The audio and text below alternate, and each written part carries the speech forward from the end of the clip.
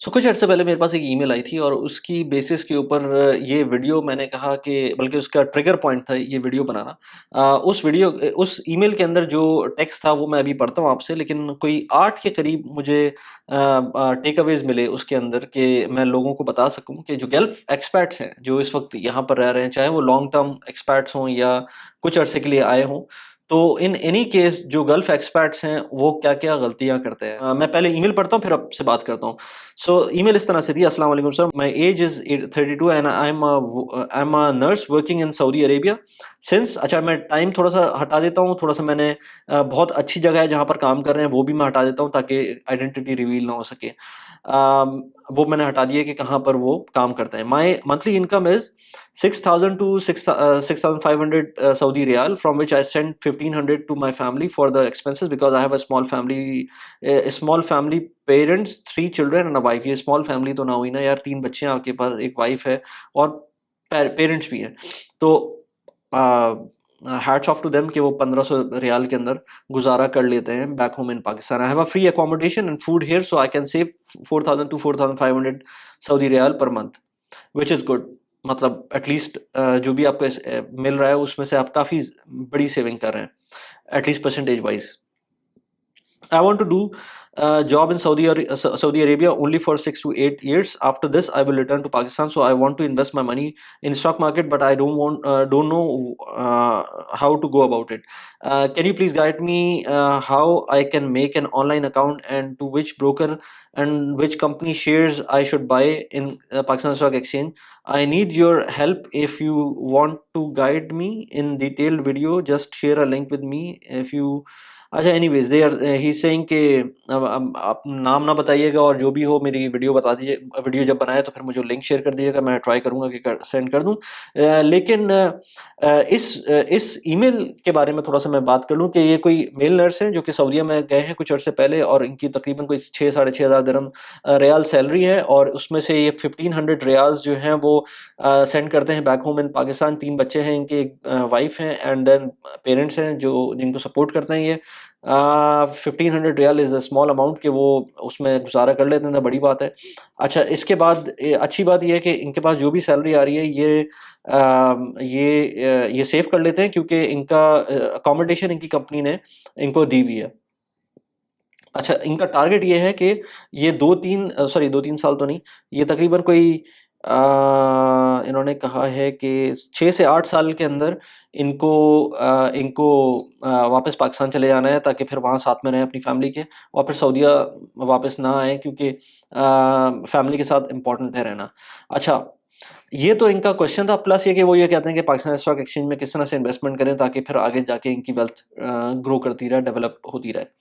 तो भाई बात ये है कि पाकिस्तान के इतने अनसर्टेन हालात हैं कि अभी तो मैं इस बारे में कुछ नहीं कह सकता। मैं डेफ़िनेटली ये तो कह सकता हूँ आपको कि अपना अकाउंट बनाएँ, रोशन डिजिटल अकाउंट के थ्रू अपना बैंक अकाउंट खोलें और उसके थ्रू अपना एक पाकिस्तान स्टॉक एक्सचेंज के अंदर एक ब्रोकर के थ्रू, किसी भी ब्रोकर के थ्रू अकाउंट बनाएँ। मैंने उसपे वीडियोज़ भी बनाई हुई हैं और बहुत आराम से आप अपना एक अकाउंट खोल सकते हैं और उसके बाद उसमें इन्वेस्टमेंट भी स्टार्ट कर सकते हैं। किस स्टॉक में करना है, तो वो मैं नहीं बताऊँगा क्योंकि वो फिर कॉन्फ्लिक्ट हो जाता है, वो इतना सही नहीं रहता। लेकिन मैं अपना पोर्टफ़ोलियो रिवील करता रहता हूँ डिफरेंट वीडियोज़ के अंदर। मैंने पहले बल्कि इधर भी मैंने 1-2 वीडियोज़ का लिंक लगा दिए हैं जिसमें आप जाके देख सकते हैं कि किन स्टॉक्स में मैं इन्वेस्ट करता हूँ। अच्छा, ये तो एक चीज़ हो गई, लेकिन पॉइंट ये है कि क्या आप वाक़ई 6-7 साल बाद चले जाएँगे और उसके बाद सिर्फ़ इन्हीं पैसों से जो आप इन्वेस्ट करेंगे पाकिस्तान स्टॉक एक्सचेंज के अंदर उस उन पैसों के डिविडेंड से या उनकी गेन्स के थ्रू आप अपनी ज़िंदगी गुज़ार सकते हैं?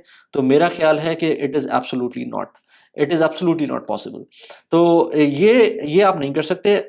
इन सारी बातों से जो मुझे कुछ पॉइंट्स आए हैं, पहले आपका मैं पूरा कंप्लीट कर दूँ। आप मेरे ख़्याल से अपने आप को अपस्किल करें और उसके अंदर ट्राई करें कि साइड में और कोई काम करें ताकि पैसे ज़्यादा जनरेट होना शुरू हों और अगर पाकिस्तान वापस जाना है तो आप वो अपनी जो साइड स्किल इस काम के दौरान कर रहे हैं, उसको लेवरेज करते हुए वो अपनी साइड इनकम जो भी बनाएँगे आप उसके बाद वो जो आपकी जो साइड इनकम होगी वो मेन इनकम में कन्वर्ट होना शुरू हो जाएगी। एग्ज़ाम्पल इसकी बहुत अच्छी है।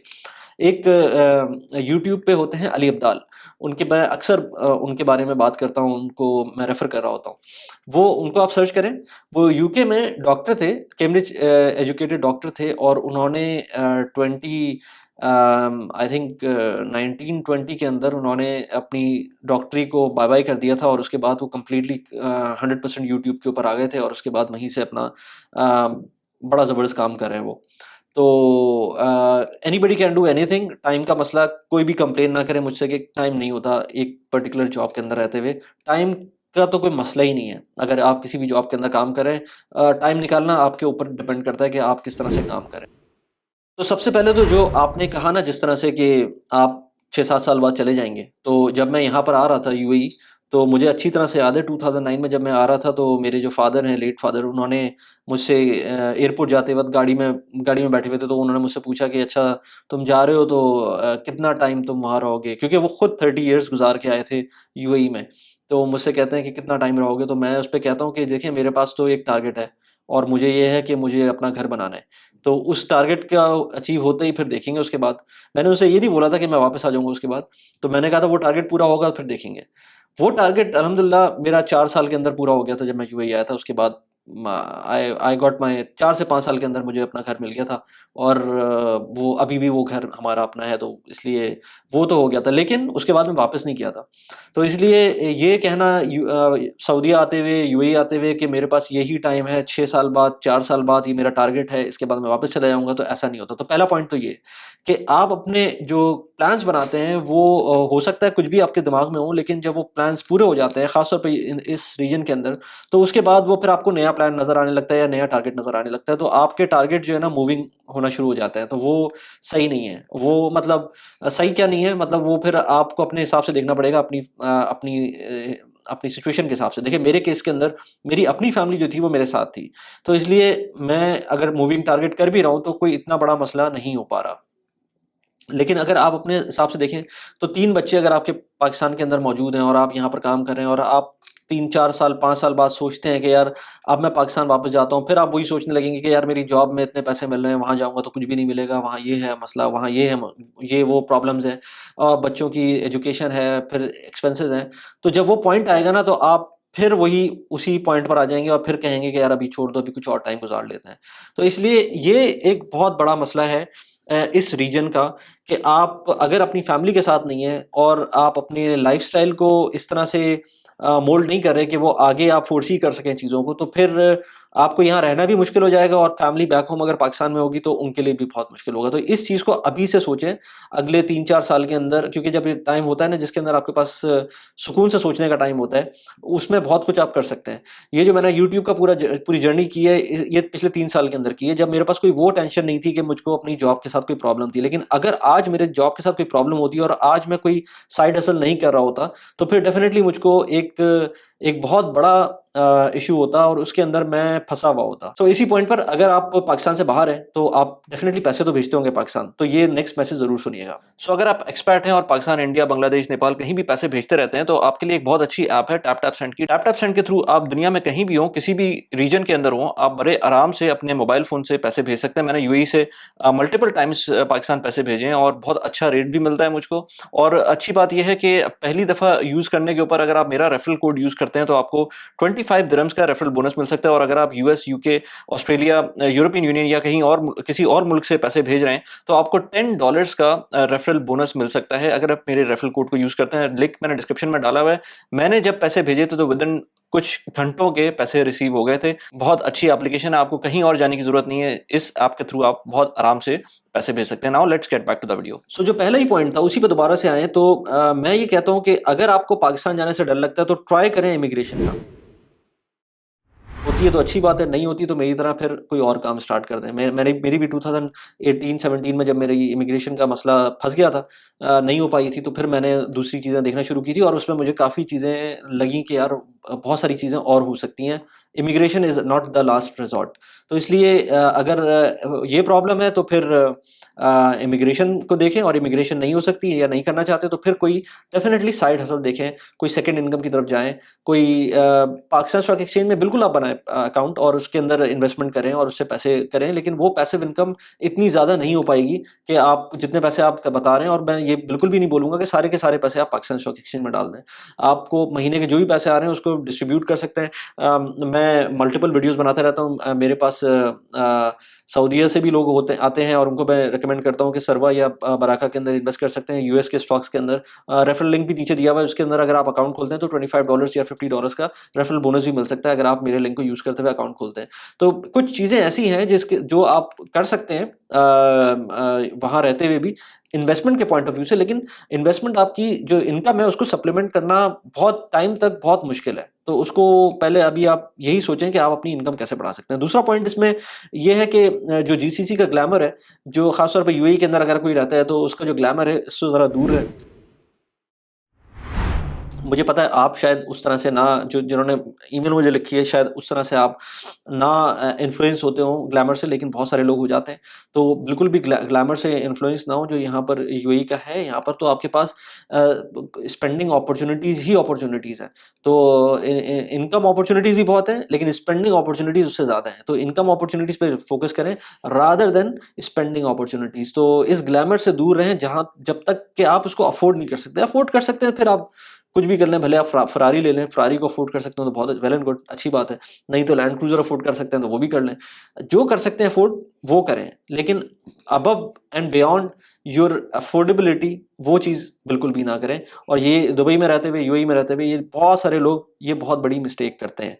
अच्छा, इसके अलावा जो आप जो जिन्होंने ईमेल लिखी थी वो तो ये इस माइंडसेट में है कि शॉर्ट टर्म माइंडसेट हो कि 8 साल बाद जाना है वापस, इस टाइम में जितना पैसे बना सकते हैं बना लें। लेकिन कुछ लोग शॉर्ट टर्म माइंडसेट से निकल जाते हैं, यूएई में आते हैं, उनको लगता है कि सब कुछ ही यही है और अब दुनिया इसी तरह से चलती रहेगी, हमारी जॉब भी इसी तरह से चलती रहेगी, हमारी इनकम लेवल्स भी ऐसी रहेंगे। मैंने इतने लोगों को देखा है यहाँ पर हीरो से ज़ीरो होते हुए, जिसके अंदर चाहे वो प्रोफ़ेशनल्स हों जो कि जॉब कर रहे हों, चाहे वो बिज़नेसमैन हों जो कि अपना बिज़नेस कर रहे हों और फिर उसके बाद उनकी स्ट्रीम वो ख़त्म हो गई हो। तो इसलिए अगर आप जॉब कर रहे हैं तो डेफ़िनिटली सेव एंड इन्वेस्ट करते रहें।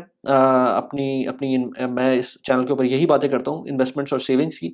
अगर आप इन्वेस्टर्स हैं, सॉरी, आप अगर आप नॉर्मल व्हाइट कॉलर जॉब करते हैं, ब्लू कॉलर जॉब करते हैं तो अपनी सेविंग्स एंड इन्वेस्टमेंट की आदत को कभी भी ना छोड़ें। भले कितनी भी कम आपकी सेविंग हो रही हो, आप लाज़मी सेविंग्स और इन्वेस्टमेंट करें। और वो जब भी हो सकता है जब आप शॉर्ट टर्म माइंडसेट रखेंगे कि आपको पता है कि यहाँ से कभी भी एग्ज़िट करना पड़ सकता है।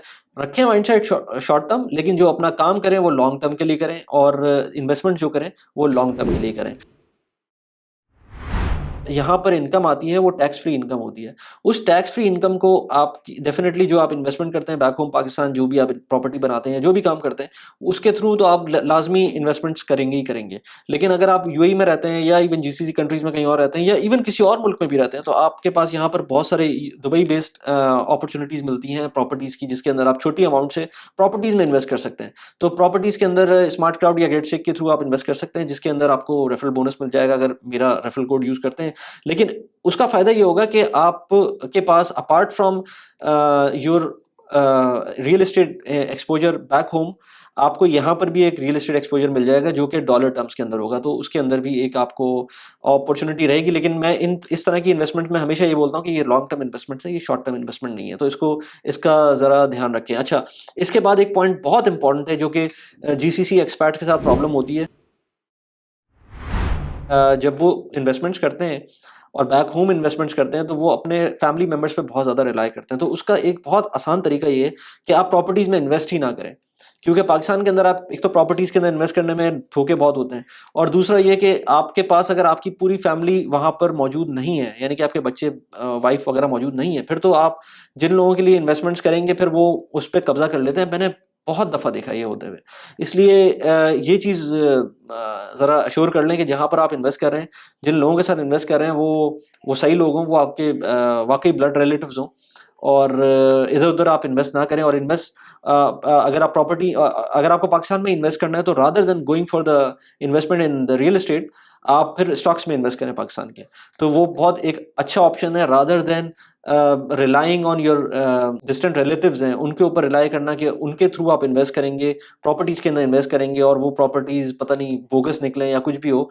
Rather than doing that, due diligence करके स्टॉक मार्केट में इन्वेस्ट करें और फिर जहां रह रहे हैं वहां पर इन्वेस्ट करें। तो ये चीज़ बहुत इंपॉर्टेंट है जो कि एक्सपैट पाकिस्तानीज है। अच्छा, इसके अलावा अपना जो कनेक्शन है वो हमेशा रखें पाकिस्तान से, क्योंकि बच्चों का कनेक्शन, अपना कनेक्शन रखना बहुत ज़रूरी है। ख़ास तौर पे अगेन गल्फ़ एक्सपैट्स के लिए ये इम्पॉर्टेंट है, क्योंकि उनको इवेंचुअली जब वापस जाना पड़ता है तो उनके बच्चों की जो सिचुएशन होती है वो बड़ी अजीब-सी होती है। वो उस तरह के स्ट्रीट शार्प नहीं होते। इस पे मैं बार-बार बोलता हूँ लोगों को जो यहाँ रह रहे हैं, क्योंकि देखें यहाँ पर जो बच्चे 3 तरह के बच्चों को कैटेगराइज़ कर लेते हैं। एक बच्चे जो पाकिस्तान, इंडिया में रह रहे हैं, वो तो वैसे ही स्ट्रीट शार्प होता है ना, वो वहाँ पर रह रहे हैं, उनको सब पता है कि वहाँ पर किस तरह से 2 नंबरी करनी है, किस तरह से काम सीधी उंगली से नहीं निकलता तो टेढ़ा टेढ़ा करके किस तरह से काम निकालना है। एक बच्चे होते हैं जो वेस्ट में रह रहे हैं या उन कंट्रीज़ में रह रहे हैं जिनमें उनको सिटीज़नशिप मिल जाती है, तो वो उस माहौल में पढ़ रहे हैं जहाँ पर उनको उसी जगह पे रहना है और वहीं पर उसी तरह से आगे बढ़ना है, तो वो उनका भी मसला इतना नहीं होता।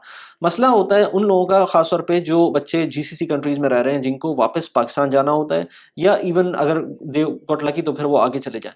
तो अगर उनको पाकिस्तान वापस जाना पड़ता है तो फिर वो बड़े एक डायलेमा में आ जाते हैं, क्योंकि उन्होंने हमेशा स्ट्रेट लाइन चीज़ें देखी होती हैं। पाकिस्तान जाते हैं या इंडिया जाते हैं वापस, तो उसमें उनको बहुत ज़्यादा स्ट्रीट स्मार्ट होना पड़ता है, जो कि इनबिल्ट क्वालिटी नहीं होती उनकी, वो फिर उसको डेवलप करना पड़ता है। तो अपने बच्चों को जो लोग जीसीसी कंट्रीज़ में हैं, एक तो इस तरह की ट्रेनिंग्स दें कि उनकी जो